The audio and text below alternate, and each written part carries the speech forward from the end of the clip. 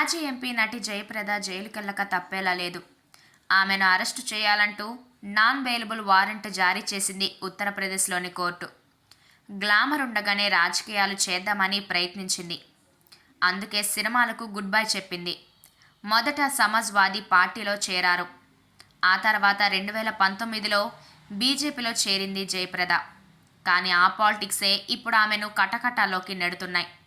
వరుస కేసులతో కొన్ని రోజులుగా జయప్రద బయటకు కనిపించడం లేదు.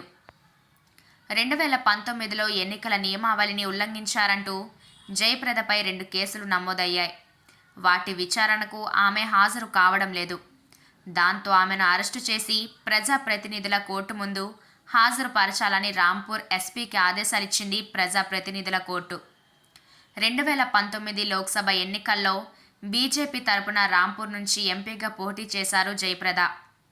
ఆ టైంలో ఎన్నికల నియమావళిని ఉల్లంఘించారంటూ జయప్రదపై 2 కేసులు నమోదయ్యాయి. కౌమరి స్వార్ పోలీస్ స్టేషన్స్లలో ఈ కేసులు ఉన్నాయి. 2019లో ఎన్నికల నియమావళి అమల్లో ఉండగా జయప్రద యూపీలో ఓ రోడ్డును ప్రారంభించడంతో కేసు నమోదైంది. ఇది కాకుండా బహిరంగ సభలో అభ్యంతరకర వ్యాఖ్యలు చేశారన్నది 2వ కేసు. వాటిపై ప్రజాప్రతినిధుల కోర్టులో విచారణ జరుగుతోంది. పోలీసులు జయప్రద కోసం ఢిల్లీ, ముంబైలో ప్రత్యేక బృందాలు పెట్టి వెతికిస్తున్నారు. అయినా కూడా ఆమె ఆచూకీ దొరకడం లేదు. ఎక్కడ ఉందో తెలియట్లేదు. ఇప్పటి వరకు 7 సార్లు వారెంట్ జారీ చేసినా జయప్రద బయటకు కనిపించకుండా అజ్ఞాతంలోనే ఉన్నారు. పోలీసులు అరెస్టు చేయడంలో విఫలమయ్యారని కోర్టు దృష్టికి తెచ్చారు ప్రభుత్వ న్యాయవాది. దాంతో సీరియస్ అయిన ప్రజాప్రతినిధుల కోర్టు జయప్రదను వెంటనే అరెస్టు చేసి తీసుకురావాలని యూపీ పోలీసులను ఆదేశించింది.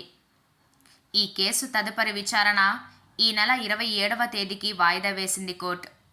తెలుగు, తమిళ, హిందీ సినిమాలతో మంచి పేరు సాధించిన జయప్రద చివరకు కోర్టు కేసులతో తప్పించుకొని తిరుగుతోంది. యూపీ పోలీసులు ఆమె కోసం కొన్నాళ్లుగా వెతుకుతూనే ఉన్నారు. జయప్రదను ఈ నెలాఖరులోగా అరెస్టు చేయడానికి సిద్ధమవుతున్నారు.